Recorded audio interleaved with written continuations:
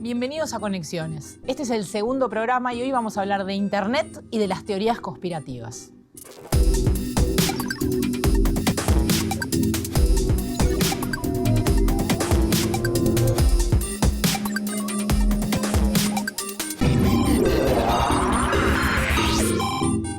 Que la Tierra es plana, que las vacunas causan autismo, que en una pizzería esconden niños para una red de pederastas, que cientos de figuras poderosas del mundo integran esa red, que un agente del gobierno, que se hace llamar Q, nos da señales de una tormenta que va a liberarnos a todos. ¿Los humanos siempre creímos en conspiraciones? ¿Solo existen o las necesitamos?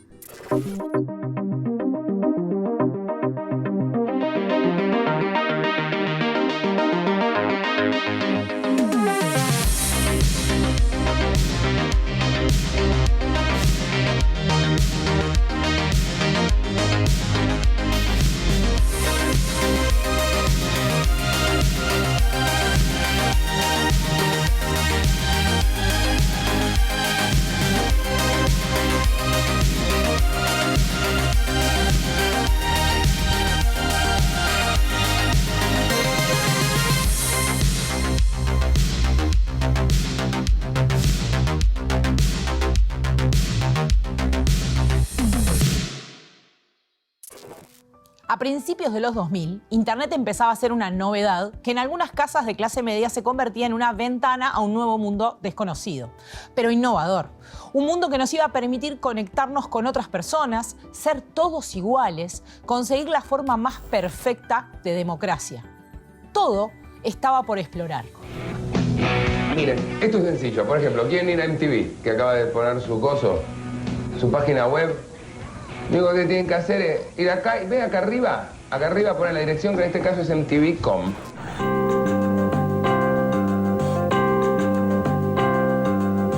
Desde 1997, Uruguay es 100% digital. Por la nueva red, ahora podemos transmitir desde imágenes hasta música al mejor nivel de calidad. Empezaban las primeras búsquedas, las primeras charlas con personas de otros países. Visitábamos los primeros foros, los blogs y las publicidades empezaban a usar los primeros memes. Bueno, vamos a chequear los mails. Me comió todo el giga. No. No me mande más mail, no me mande más mail, no me mande más mail. No me mande más mail, no me mande más mail. Claudio, banda ancha en el mundo es Internet sin límites. Con 1 giga te volvés mono. Pero pasaron los años y esa ilusión e inocencia de las primeras etapas se hizo 1000 pedazos. At a pizza restaurant, a gunman with an assault rifle targeting a Washington, D.C. spot that's at the center of a fake news story about Hillary Clinton and a close aide. Our senior justice correspondent, Pierre Thomas, is there in Washington and has all the details for us. Good morning, Pierre.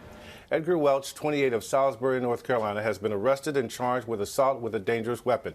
And police say that Welch told them that he showed up at the D.C. pizza restaurant to get to the bottom of what appears to be an utterly bogus story about child abuse promoted on the internet. Internet trajo cambios notables en las sociedades y sigue teniendo mucho potencial. Pero también hemos llegado a darnos cuenta que puede ser usado para cosas terribles. Tienen tanto poder que logran comprar la academia. Tienen tanto poder que logran comprar el relato y una cantidad de médicos. Pero hay médicos como Yuto, que no es nada, no es comprable. Pero como en muchas otras cosas, no es la herramienta la culpable, sino los mismos de siempre, nosotros los humanos. Las teorías conspirativas han existido siempre. El nuevo problema es que Internet convirtió a un solitario de garaje escribiendo en su diario en una red global que al principio es indetectable, pero que luego comienza a coordinar y se expande. A primera hora de la tarde, miles de seguidores del expresidente brasileño Jair Bolsonaro han invadido la sede del Congreso Nacional de Brasil. Los extremistas, en su mayoría con camisetas amarillas y verdes y banderas de Brasil, han atacado algunos vehículos de la policía que acordonaba el edificio. Estamos con Joaquín Moreira Alonso, que es investigador en comunicación, en cibercultura y en medios digitales. Hola Joaquín, ¿cómo estás? ¿Cómo estás, Ana? ¿Todo bien? Bien, ahora estábamos mirando un video sobre una serie de manifestaciones y episodios en torno a una teoría conspirativa del bolsonarismo que tiene que ver con un supuesto fraude electoral. ¿Siempre existieron las teorías conspirativas? Bueno, posiblemente. Siempre hayan existido teorías conspirativas en un sentido, digamos, literal de la palabra. Gente que tenía teorías acerca de conspiraciones. La configuración que estamos viendo ahora de las teorías conspirativas posiblemente sea algo más reciente, pero no tan reciente igualmente, y posiblemente se remonte, digamos, al siglo XVI tal vez, en Europa, con el antisemitismo, donde empiezan a surgir el antisemitismo europeo empieza a desarrollar algunas teorías específicamente que lo que hablaban era de un gran complot de judíos que querían destruir la cristiandad. Obviamente, son teorías infundadas y a veces a propósito desarrolladas, sabiendo que eran mentiras, pero simplemente para lograr objetivos políticos. Y un poco esas primeras teorías conspirativas, esas teorías conspirativas de ese momento son las que empiezan a formar lo que son las teorías conspirativas de ahora. Antes había, pero no tenían las mismas características y es más difícil tal vez elaborar una continuidad con lo que tenemos ahora. ¿Y qué tiene que pasar para que una teoría conspirativa funcione, se transforme en algo que tiene cuerpo, digamos, y que es tomado? Esa es una muy buena pregunta. A mí, en primer lugar, me parece que es importante que responda a ansiedades o a preocupaciones que la gente efectivamente o tenga o que sea fácil de despertar en la gente, ¿no? Digo, pensemos que cuando se estuvo haciendo teorías conspirativas sobre el COVID, tenía que ver con una preocupación real, algo que estaba realmente pasando. Pero por otro lado, también hay teorías conspirativas que no obedecen a preocupaciones reales. Estoy pensando en el terraplanismo, incluso en las teorías del ocultamiento extraterrestre. No parecen tener mucho que ver con la vida inmediata de la gente y sin embargo tienen fuerza. Entonces es un poco más difícil, tal vez, no sé, o sea, lo que yo te decía de las ansiedades es un poco lo que suele decir alguna parte de la investigación, pero cuando empezás a buscar lo que tiene más éxito, no siempre.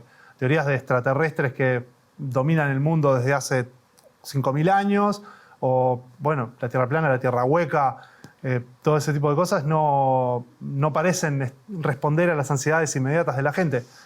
Sin embargo, bueno, hay un factor que puede jugar y que tiene que ver, obviamente, con esa cuestión del oculto y con cierta apelación digamos, al miedo. No solo al miedo, no necesariamente al miedo, pero sí como a una forma distinta de pensar, ¿no? Y ahí, bueno, ahí se apela un poco también a cierta lógica de rechazo a cierto discurso imperante, y una forma de rechazar el discurso imperante es rechazar la ciencia, rechazar las explicaciones de la historiografía.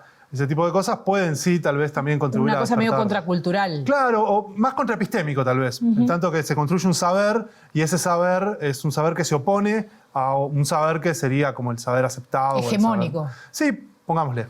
¿Y cuál es la relación entre las teorías conspirativas e Internet? Digamos, ¿cuánto colabora? ¿Cómo es esa sinergia? Bueno, para mí que investigo específicamente eso, diría que mucha.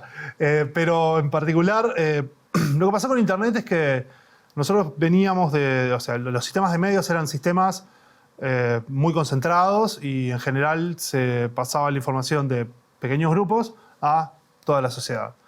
Internet ya, no en sus primeros tiempos, pero ya la Internet, digamos, cuando Internet empieza a ser algo que la gente puede tener, ¿no?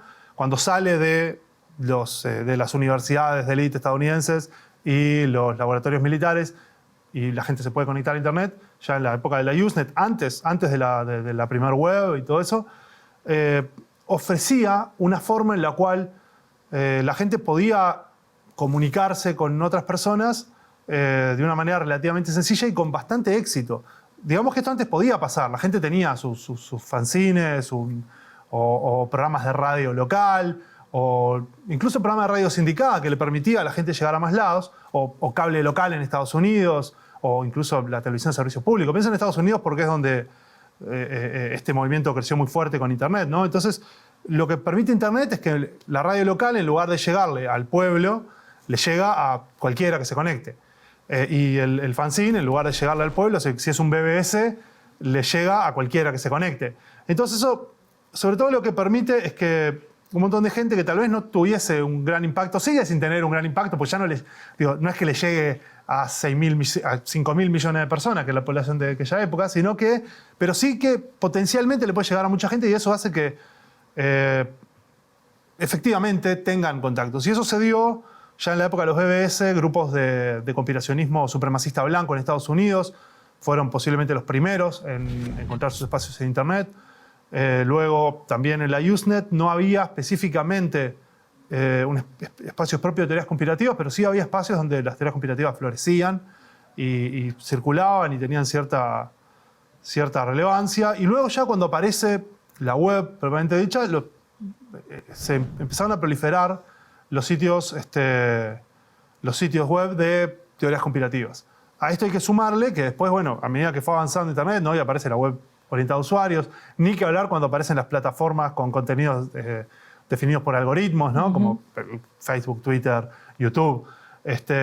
Ahí ni que hablar, eso empieza a crecer más todavía, porque además este tipo de plataformas suele orientar sus algoritmos buscando engagement, como decían la semana pasada. Y justamente eso, una de las cosas que hace es que, bueno, si este contenido genera engagement, vamos a darle. Y bueno, y eso se observó mucho que fue uno de los principales fenómenos, e incluso más allá de que hubo efectivamente acción directa, gente que pagaba para auspiciar, para que llegara a todo el mundo las teorías conspirativas, también llegó por el propio algoritmo. El propio funcionamiento del algoritmo orientado a conseguir engagement fomentó que las teorías conspirativas llegaran por eso mismo, porque generaban engagement, generaban gente respondiendo que decía, esto es un bolazo, o un share que decía, miren qué horrible esto, ¿cómo va a decir eso? Es cualquiera. O los likes, y todo eso, entonces eso no hace más que ayudar a propagar ese tipo de contenidos.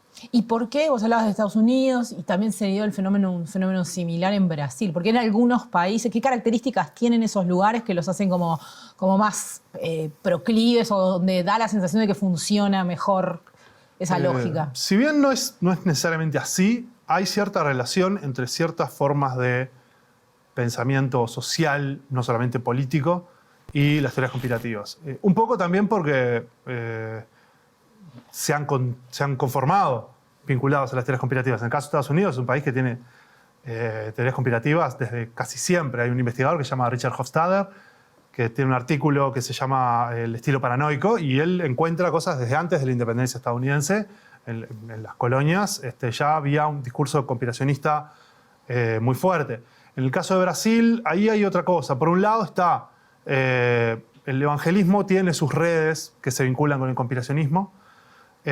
Bolsonaro un poco toma el manual de éxito político de algunos políticos en Estados Unidos y en Europa que apelan mucho a las teorías conspirativas. Y luego está el fenómeno de que en realidad hubo contactos reales con los estrategas también de políticos de otros lugares. Con Bannon, por ejemplo. Por ejemplo, el caso más claro es el de Bannon, ¿no? Yo no diría que son solamente esas tres cosas. Indudablemente también en Brasil juega un rol importante los sectores conservadores, o sea, llamémosle paleoconservadores, por más que en Latinoamérica no se les llama así, pero es como se les llama en Estados Unidos, que tienen un vínculo muy fuerte con las teorías conspirativas.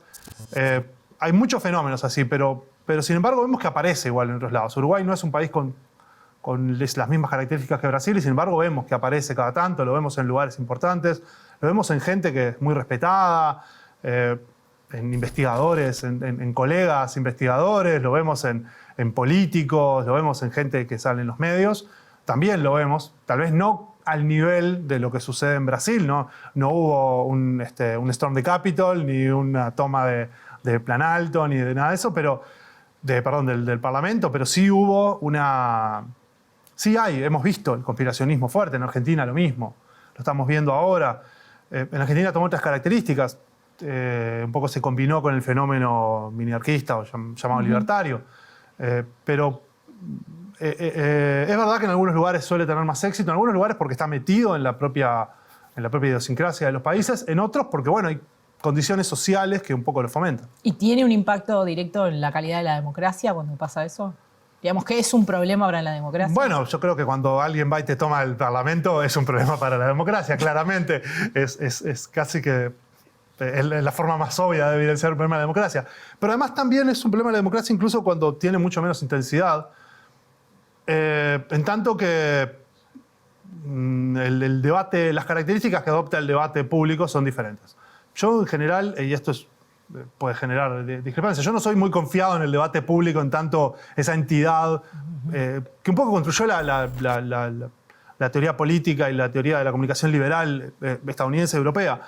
Me parece que es un poco menos lineal la relación entre lo que puede decir la gente, lo que piensa la gente y la democracia propiamente dicha, ¿no? Pero sí creo que podemos estar todos de acuerdo en que a lo que contribuye sí es a que es más difícil el pensamiento político crítico cuando en realidad los argumentos que estamos teniendo en realidad se estructuran mucho más alrededor de cómo va a ser verdad eso si lo dice una persona que tiene credenciales que le habilitan a decirlo, y eso no puede ser verdad, porque esa persona, si tiene credenciales que le habilitan a decir eso, debe ser parte de la conspiración. Bueno, es imposible discutir así un poco, ¿no? Tampoco es que sin teorías conspirativas se pueda discutir mucho en política. Eso es un punto importante, ¿no? A mí me parece que las teorías conspirativas tienen cierto nivel de excentricidad, pero al mismo tiempo se parecen mucho a otras formas de discurso político. Pero es cierto que perjudica sobre todo por lo menos a la discusión. No sé, en realidad, digo, a la democracia propiamente dicha no tengo mucho más para decir que sí, te toman el Parlamento. Muchas gracias, Joaquín. Nos vemos en un rato para reaccionar a algunas cosas que vas a ver en un video. Y ahora vamos a ir a la tanda, pero antes les pido que se animen a jugar con nosotros contestando esta pregunta y viendo cómo les va con la respuesta que va a estar al principio del próximo bloque. ¿Qué diputado uruguayo presentó la teoría de la imantación de las vacunas contra el coronavirus en el Parlamento? A. Iván Posada. B. César Vega. C. Alejandro Sánchez.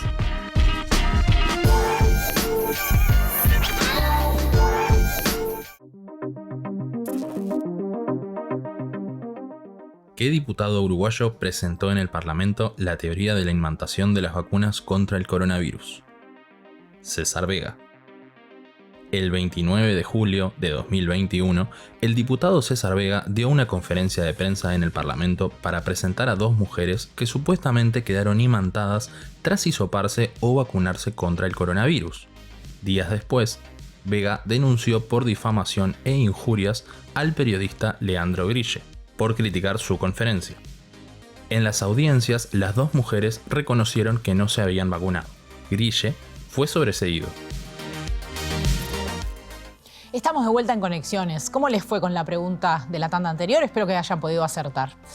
Pero ahora, para entender algunas cosas, es necesario que demos un paso para atrás. ¿Siempre existieron las teorías conspirativas o son un invento que vino con Internet? Because people have got to know whether or not their president's a crook. Well, I'm not a crook.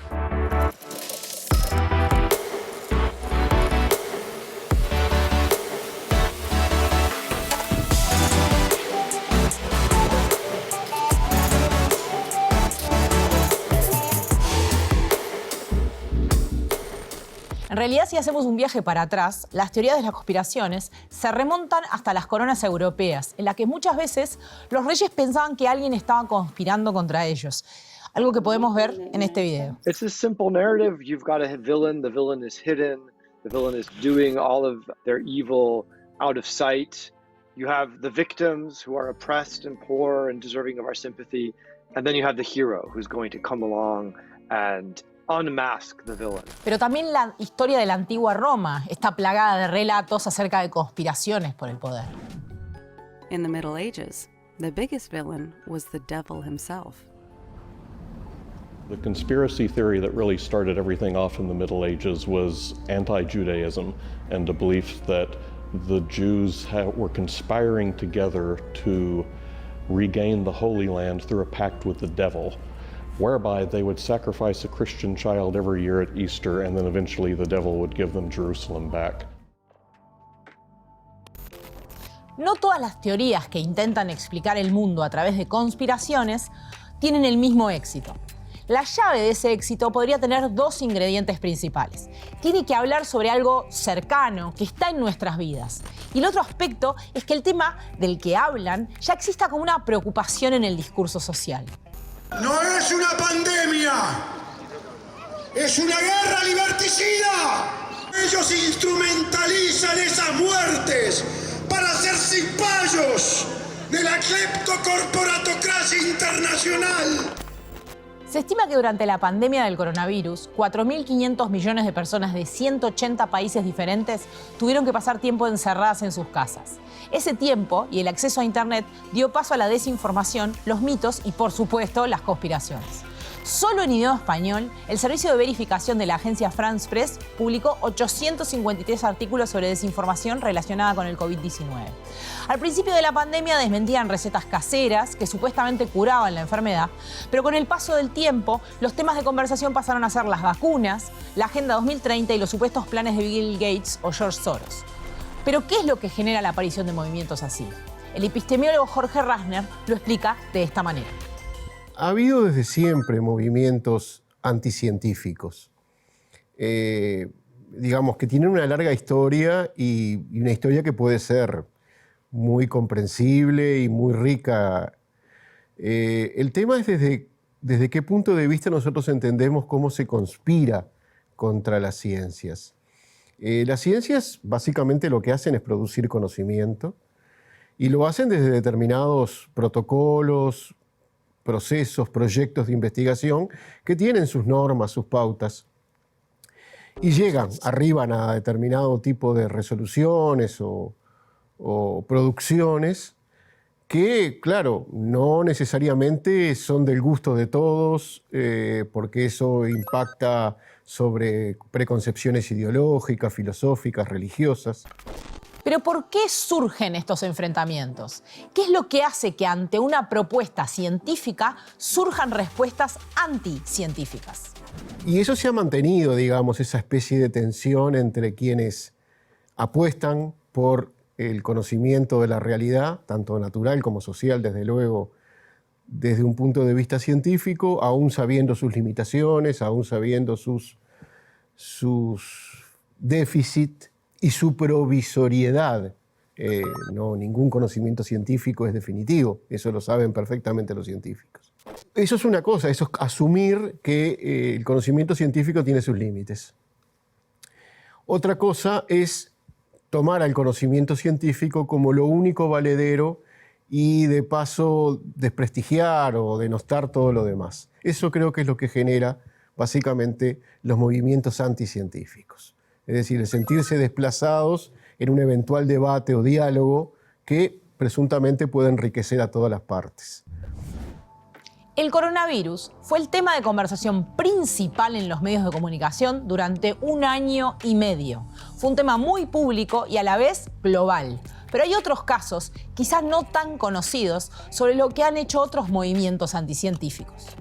Recuerdo un caso bastante significativo, no se da tanto acá en los países del sur de América, pero se ha dado mucho en Estados Unidos, y en Brasil también se ha dado, con, digamos, el intento por desacreditar la teoría de la evolución de origen darwinista,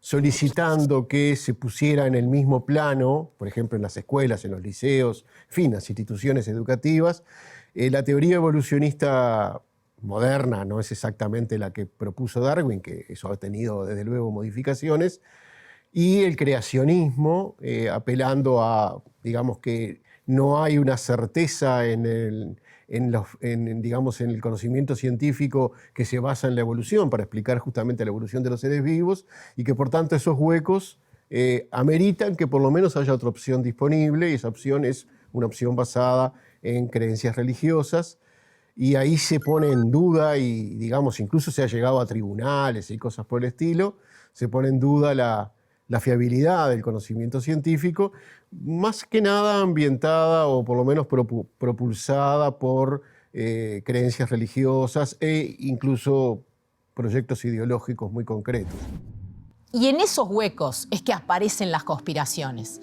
Dicen que la ciencia no da respuestas concretas y que a veces las recomendaciones se dicen y se desdicen, como cuando la OMS recomendaba no usar tapabocas y luego pasó a recomendar que sea de uso obligatorio.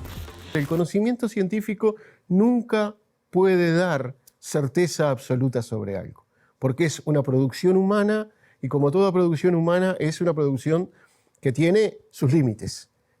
Entonces, digamos, a veces se espera de las sugerencias de los científicos la verdad revelada y creo que esperar eso es esperar en vano. Y creo que los científicos harían bien en decir, y creo que muchos lo dicen por suerte, que bueno, lo que hacemos nosotros es intentar progresar en el conocimiento de algún dominio y en un momento determinado tenemos este saber acumulado que nos permite suponer que determinadas cosas se pueden realizar o son mejores de hacer que otras. En el caso de las conspiraciones en Internet, muchas veces son las propias plataformas las que terminan impulsando algunas teorías. Si miramos esta gráfica, por ejemplo, que son el interés a lo largo del tiempo del concepto de terraplenismo, ahí lo que podemos ver es que en 2015 empieza a levantar, empieza a crecer el interés en esos temas. Y en 2016, con un cambio en el sistema de recolección de datos de Google, ahí empieza a crecer muchísimo más. Ese año también hubo otro cambio. El algoritmo de YouTube dejó de recomendar videos basados en clics o en reproducciones y pasó a hacer sus recomendaciones basadas en interacciones. A qué le dan me gusta, no me gusta, en qué videos escriben comentarios y qué tipos de comentarios hacen. Y sobre todo, qué tipo de comentarios ven. La idea era priorizar el engagement, que como dijimos el programa pasado, era retener a más personas en la plataforma, que la gente se quede la mayor parte del tiempo mirando videos. Y los videos sobre la Tierra plana ya estaban en YouTube desde años previos, duraban muchos minutos y generaban muchas discusiones en los comentarios. Sin darse cuenta, YouTube hizo crecer la teoría de la Tierra plana y desde allí se expandió hacia otras redes sociales, a distintos lenguajes y a otras partes del mundo. Ahora, los terraplanistas... Los terraplanistas hacen sus experimentos, sus investigaciones. Cuando miramos el horizonte, vamos a la playa, a la montaña y sacamos fotos del mar o del horizonte, vemos que siempre es plano, siempre tiene el mismo nivel. Nunca hace una curva como muestran los libros científicos. Solo en Brasil se estima que hay más de 11 millones de terraplanistas, según el Instituto de Encuestas Datafolha. Se comunican por grupos cerrados de WhatsApp, en Facebook y especialmente en YouTube, donde sus canales son seguidos por decenas de miles de personas. Sus miembros son principalmente hombres, a menudo creyentes y relativamente poco escolarizados. Creen que científicos como Newton, Darwin o Copérnico son mistificadores y que las agencias como la NASA manipulan sus imágenes satelitales. Las creencias del terraplanismo se basan poco en la ciencia y mucho en justamente las conspiraciones. Las teorías de Newton o Einstein no son suficientes porque formaban parte de una conspiración. Y todo es falso cuando partimos de ese punto. Porque el terraplanismo no es una corriente científica, sino evangelizadora. Y aunque en la superficie sus seguidores parezcan graciosos o un chiste, en Internet cumplieron un rol de predicadores que fue copiado y continuado por otras corrientes mucho más peligrosas. En 2020, la Universidad Tecnológica de Texas investigó el crecimiento del movimiento de la Tierra plana. Además de comprobar que la mayoría de los nuevos seguidores se hicieron terraplanistas viendo videos en YouTube, descubrieron que muchas de estas personas también estaban familiarizadas con otras teorías conspirativas. Estaban mirando videos que les decían que los atentados del 11 de septiembre fueron perpetrados por el propio gobierno de Estados Unidos, que el hombre nunca llegó a la luna o que la matanza de Sandy Hook, en la que murieron 20 niños asesinados, nunca había existido. Y el algoritmo de YouTube los llevó de ahí a la Tierra plana. Pero los investigadores descubrieron algo más. Detrás de todos estos videos quedaba plantada una semilla. La semilla de la desconfianza en las instituciones. Y la desconfianza en las instituciones desemboca en una desconfianza en las democracias. Casualmente, dos de los países con más terraplanistas son Estados Unidos y Brasil. Y ese no es el único punto en común que tienen. También tuvieron gobiernos que abrazaban la conspiración. Vamos a verlo. Donald Trump llegó al poder en Estados Unidos en 2016. Durante su campaña electoral, él y su equipo se subieron al carro de casi cualquier teoría conspirativa que circulaba en Internet, desde la nacionalidad de su predecesor, Barack Obama. Rare politicians actually admit mistakes. You've admitted you made mistakes in the past. I have. Well, you and I talked about President Obama and the whole birth certificate thing. I didn't say it was a mistake. I just said I don't want to talk about it. No, I'm asking you now, do you accept that President Obama was born in the United States, is not Muslim. I really don't know. I mean, You don't know. I don't know why he wouldn't release his records. Hasta la falsa teoría del Pizzagate.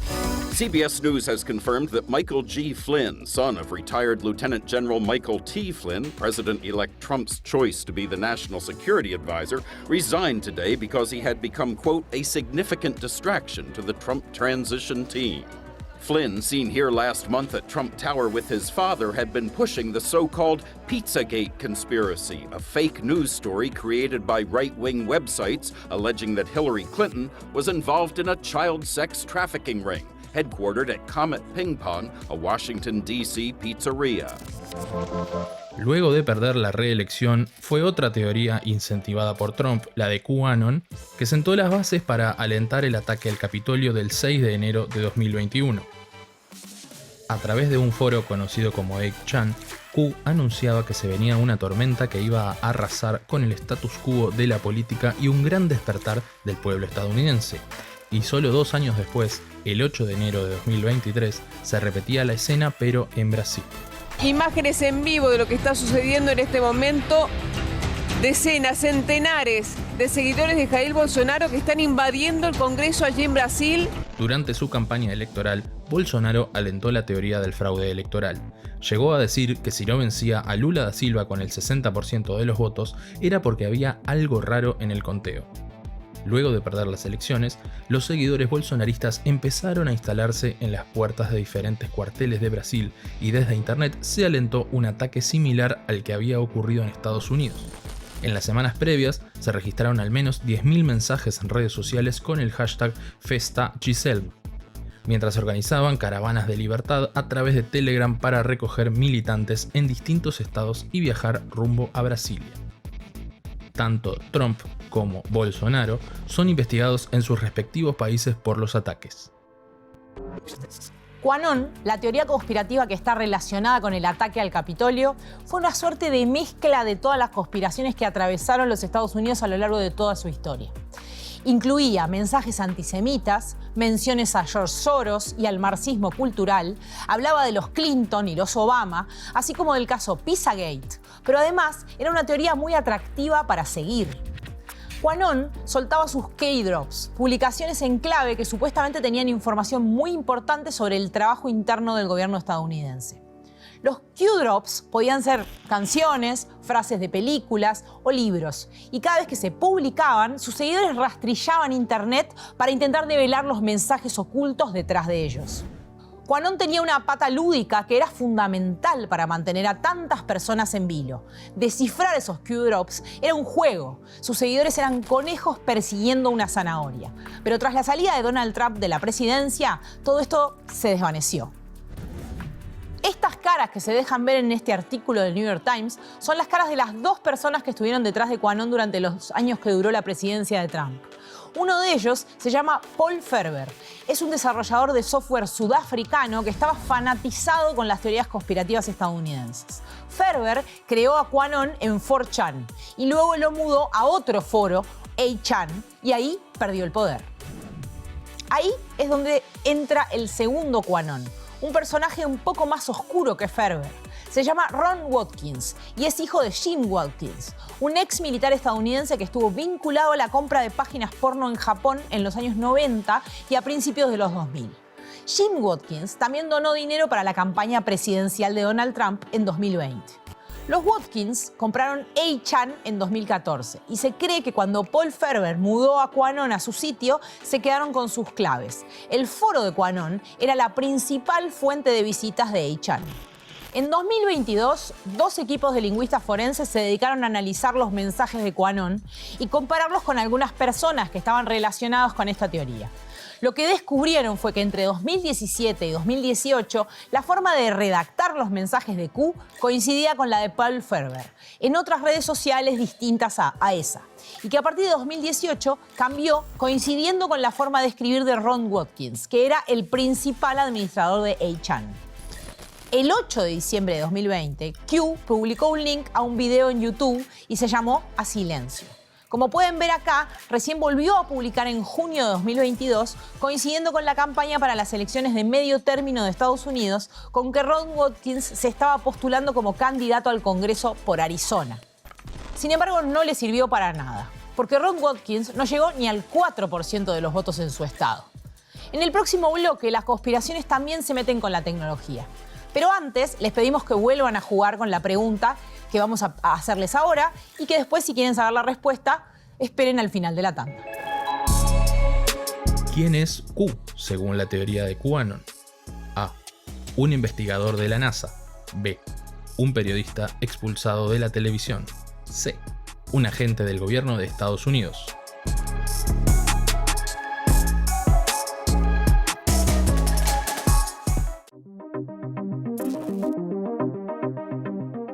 ¿Quién es Q, según la teoría de QAnon? C. Un agente del gobierno de Estados Unidos. La teoría dice que Q es el nivel de autorización que tenía un agente de inteligencia cercano a Donald Trump. La autorización Q supuestamente le permitía acceder a las investigaciones más secretas del gobierno, incluida una que iba a terminar con las familias Clinton y Obama en la cárcel. Nada de esto ocurrió. Seguimos en Conexiones, no sé cómo les habrá ido con la respuesta a la pregunta que venía del bloque anterior. Y si no acertaron, tal vez hayamos aprendido todos algo. Y estamos otra vez con Joaquín. La idea un poco ahora es seguir haciendo esta dinámica de reaccionar frente a un video que tiene distintas cosas, que nos puede mover un poco a reflexionar sobre algunas cuestiones que tienen que ver con el tema del programa. Entonces, vamos a mirar este video. A ver. Le cuento, el motivo del llamado es porque hemos verificado que en los últimos meses... Perdón, otra vez. Hija, cerrá ahí, porque me están hablando y no entiendo lo que me están diciendo. ¿Que la base de datos qué? Que se le había agotado el pack de datos, Silvia, antes que su abono en curso. Queríamos dar la posibilidad de acceder a un plan con el 50% de descuento, que sería de 5 gigas. Sí. Y en este caso, con el plan... No, ni loca. Eso, el 5G está generando que el virus del... ¿Qué nos pasa con el 5G? ¿Por qué la teoría conspirativa sobre el 5G, que no sabemos nada del 5G? Creo que el hecho de que no sabemos nada es una de las cosas más que contribuyen más a eso. No significa que cuando sepamos no se desarrollen teorías conspirativas igual, pero el 5G era, en un momento, se hablaba del 5G, era una noticia del 5G, estaban las discusiones. Era el momento en el que incluso, recuerdo que acá la publicidad de una telefónica decía... viene este producto con 5G. Al mismo tiempo, en Estados Unidos estaba habiendo todo un proceso contra una empresa que era la que tenía 5G, que era una empresa china. Además, había una retórica anti-China y China tenía mucho desarrollo tecnológico sobre el 5G, pero sobre todo el hecho de que es algo que parece importante, de lo que se habla mucho y de lo que no sabemos nada, ¿no? Realmente no sabemos nada, ¿no? No tenemos idea qué es. Cuando nos hablan de eso no nos explican cómo funciona. Entonces lo podemos llenar con lo que querramos. Y vos dirías que tiene que ver, porque otro fenómeno que se dio, que un poco se puede ver en algunos, incluso ha habido documentales, es esta cuestión de los movimientos antitecnológicos, ¿no? Esa imagen que tenemos de esta persona que se pone papel metalizado en la cabeza. Yo no sé si vincularía directamente las cosas. Hay gente que es, no sé si antitecnológica, pero sí es más alejada de la tecnología, que no necesariamente se convierte en persona que quema una antena de 5G. Pero sí, creo que más que nada lo que pasa con la tecnología es que la tecnología parece ser un factor, por un lado, muy importante, es indudablemente un factor central de las sociedades contemporáneas, de prácticamente todas. Al mismo tiempo es un factor centralizante. Como centralizante genera preocupaciones muy válidas y al mismo tiempo despierta preocupaciones que por ahí no tienen mucha base de ningún tipo. Y al mismo tiempo otra cosa que me parece a mí, al menos como un factor importante con este tipo de cosas, es que la tecnología no solo tanto factor central, sino también en tanto de que la tecnología está dirigida en particular, o sea, llevada adelante el cambio tecnológico por unas pocas empresas, por unas pocas organizaciones estatales. Entonces, otra vez, ¿no? Como que si hay una desconfianza hacia ciertas estructuras sociales, si esas estructuras sociales son importantes para ciertas cosas, puede haber como más un interés conspiracionista, digamos. Y ahí veíamos, por ejemplo, a Miguel Bosé, ¿no? Y ¿cuánto juega la existencia de figuras conocidas en las dinámicas de circulación de una teoría conspirativa? Que una figura conocida diga, yo creo esto. A mí juega pila porque es gente que va a los medios. Que tiene un espacio. Claro, si yo mañana salgo y digo, no, en realidad, mira, te voy a explicar, en realidad no existe, el barrio de Parque Rodó, es un invento de los medios, en realidad ahí lo que hay es unos enanos que están excavando una mina para encontrar un metal precioso. No sé, estuve colgado con eso en los anillos el otro día, entonces, ponele. Digo eso, yo soy un loquito suelto. Ahora, si va alguien que tiene ya de por sí espacio en los medios, tiene más posibilidad que lo lleven a los medios. Hay una cuestión de que la validez también a veces, y eso es un fenómeno que no tiene que ver con las teorías conspirativas, sino tiene más que ver en general social, con un fenómeno social. La validez a veces de lo que dice la gente tiene mucho que ver porque es una persona importante, conocida, famosa. O yo qué sé, la otra vez veía, ¿no? Respecto a la situación política en Argentina, venía cualquier celebridad argentina y le preguntaban sobre la situación política en Argentina. Y yo qué sé, capaz que sabía algo, pero... Capaz que no. Claro, capaz que no. Y vos hablabas un poco de la relación con la geopolítica, que en el caso del duda. 5G jugó como... Esto además duda. tiene que ver casi como con una carrera armamentista, ¿no? A ver quién tiene 5G, quién llega, quién le pone cables al resto del mundo. Literalmente, porque eso también querramos o no, es militar también, las tecnologías de conexión. Recordemos que Internet lo inventaron los militares. Pero sin duda, tiene pila que ver eso y hay una cuestión importante, sobre todo ahora con el rol de China, y en general lo vemos en varias tecnologías, no solamente en la tecnología de conexión. Estamos viendo el problema de, el otro día hicieron el experimento de fusión nuclear en China, lo estamos viendo con los satélites, lo estamos viendo con la inteligencia artificial. No, hay un poco una lógica. Hace poco salió un artículo de Eugeni Morsou, que salió en el Diplo, en el que él justamente hablaba de cómo la retórica en Estados Unidos respecto a la inteligencia artificial está tomando elementos de la Guerra Fría, pero que incluso muchos de las personas que están hablando ahora son gente que también ocupó lugares hace 30 años, cuando todavía existía la Guerra Fría. Digamos que la lógica que se está trasladando es una lógica similar. Claro, y eso genera mucho. La Guerra Fría generó teorías conspirativas. Millones. Y fue uno de los grandes factores. Y bueno, creo que un poco ahí también aparece, ¿no? Esa cuestión, recordemos la idea de que en realidad el COVID era un invento de los chinos para generar el control mundial, era uno de los discursos que había. Y no decían un invento, no sé, de los uruguayos. No, claro. Eran chinos. Digo, es importante. Esa geopolítica tiene un rol importante. Porque incluso se dijo respecto al 5G que la primera campaña contraria al 5G había surgido de RT, la cadena digamos, rusa, y que en realidad era porque los rusos no tenían tecnología de 5G. Sí, puede ser, es posible. También la RT ha tenido desde hace bastante tiempo una parte de su política, sí, ha estado bastante estudiado eso. Una parte de su política editorial tiene que ver con fomentar ciertas teorías conspirativas, ¿no? Digo, del mismo modo que las cadenas estadounidenses fomentan determinados discursos y determinadas ideas, las cadenas de otros países también, ¿no? Hay una geopolítica de los medios también, de la cual no están eximidos, prácticamente nunca los medios de los grandes centros políticos, privados o públicos, porque en Estados Unidos los medios principales son públicos y aún así son parte de esa geopolítica. Sí. Son privados, perdón, y aún así son parte de esa geopolítica, ¿no? Entonces creo que no es un tema menor y bueno, sí es importante lo de RT en eso en general. De hecho, uno de los primeros informes de RT, informes periodísticos, digamos, RT en inglés, para Estados Unidos había sido uno en el que no es que decían los atentados del 11 de septiembre de 2001 fueron una teoría conspirativa, pero decían, bueno, miren, hay todas estas preguntas sin responder, no sabemos cuáles son. Entonces creo que claramente hay mucho de eso, sí. Muchísimas gracias, Joaquín, por venir a reaccionar en Conexiones. Y nosotros seguimos. Y les cuento que Médicos por la Verdad es una organización que tuvo mucho que ver en la difusión de la desinformación sobre la pandemia, ahora que hablábamos de la circulación de teorías conspirativas relacionadas con la pandemia. Pero también es literalmente una marca registrada.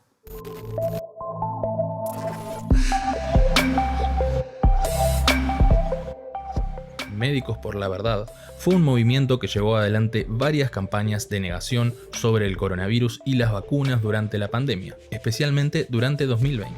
Si bien se originó en Alemania, su éxito comenzó con la fundación de la filial española y desde allí se expandió a por lo menos 10 países, incluido Uruguay.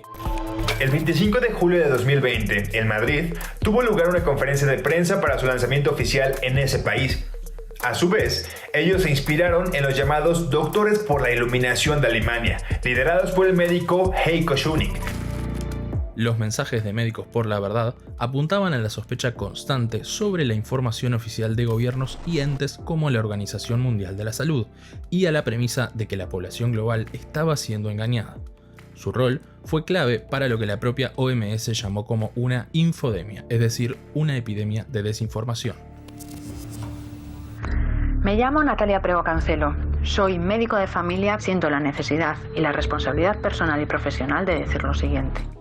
Natalia Prego Cancelo fue, desde España, una de las fundadoras de Médicos por la Verdad, pero también quien decidió convertirlo en una marca.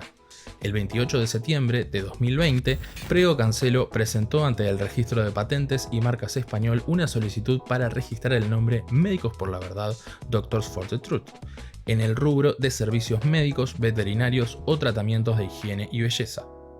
El registro quedó suspendido en noviembre de ese año, pero retomó la solicitud en el 2021. Durante la pandemia, Médicos por la Verdad solicitaba fondos a sus seguidores a través de una cuenta de PayPal y una campaña en el sitio GoFundMe.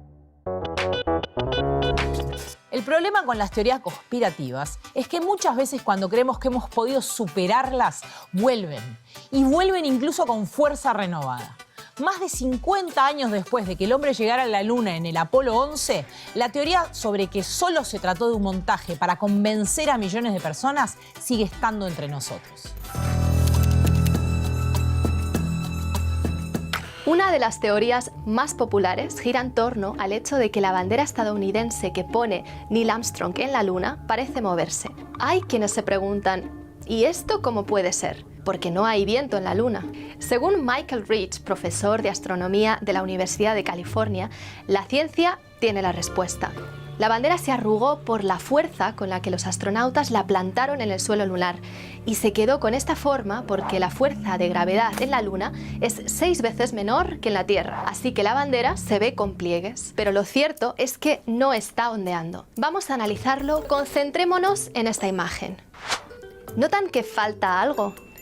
Muchos se preguntan por qué no se ven las estrellas en esta foto. Si hacemos un breve repaso de la historia, vamos a encontrarnos con que esta es una característica común de las fotografías del espacio, donde el contraste entre la luz y la oscuridad es bastante extremo. ¿Y por qué pasa esto? Brian Coverlane, profesor de astrofísica en el Instituto de Tecnología de Rochester, explica que la superficie de la Luna refleja la luz del Sol y por eso aparece muy brillante en las fotos.